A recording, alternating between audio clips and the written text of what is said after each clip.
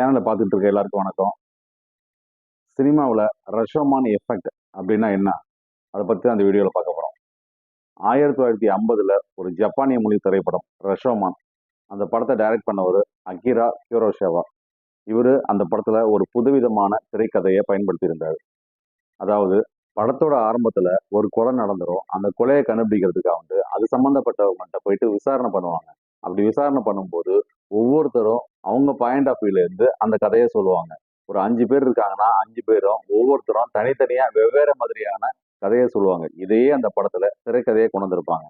இதுதான் ரஷோமான் எஃபெக்ட். இது முதல்ல அப்போதைக்கு ஒரு வித்தியாசமான திரைக்கதையை அமைஞ்சதுனால அந்த பேர்லயே, அந்த படத்தோட பேர்லயே ரஷோமான் எஃபெக்ட்னே பேர் வச்சு அதுக்கப்புறம் வந்த ஒவ்வொரு படத்துக்கும் பயன்படுத்த ஆரம்பிச்சிட்டாங்க. இது எல்லா மொழி திரைப்படத்திலையும் வந்திருக்கு. ஹாலிவுட் படம், மற்ற மொழி படங்கள்ல நிறைய படம் வந்திருக்கு.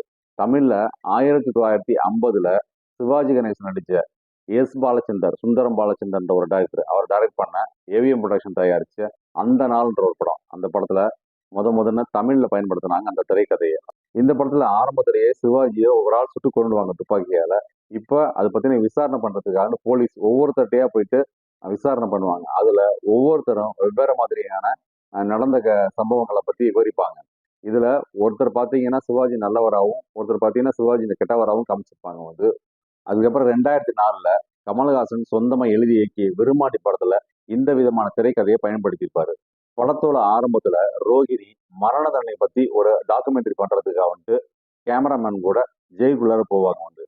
அதுல ஒரு கொலை வழக்குல சம்பந்தப்பட்ட 2 பேர், ஒருத்தர் கமல்ஹாசன், ஒருத்தர் பசுபதி, 2 பேருமே உள்ளார ஜெயில இருப்பாங்க.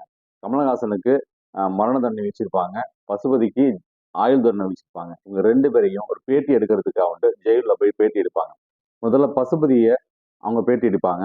அதுல அவரு பாயிண்ட் ஆஃப் வியூல இருந்து அந்த கதையை சொல்லுவாரு. அது ஃபுல்லாவே அந்த படத்துல பாதி வரும். அதுக்கப்புறம் கமல்ஹாசன் போயிட்டு அவங்கள்ட்ட பேட்டி எடுக்கும்போது அவர் ஒரு வேறு விதமான சில உண்மைகளையும் சொல்லுவாரு. அதுவும் அந்த படத்துல வரும். இந்த 2ம் சேர்ந்து ஒரு திரைக்கதையை கொண்டு வந்திருப்பாரு கமல்ஹாசன் படத்துல. இது அப்போதைக்கு ஒரு வித்தியாசமான அனுபவமா இருந்துச்சு. இந்த மாதிரியான ரஷோமான் எஃபெக்ட் படங்கள் தமிழ் சினிமாவில் வந்துருச்சுன்னா உங்களுக்கு தெரிஞ்சதை கமெண்ட்ல சொல்லுங்க. தொடர்ந்து தமிழ் சினிமாவை பேசுவோம்.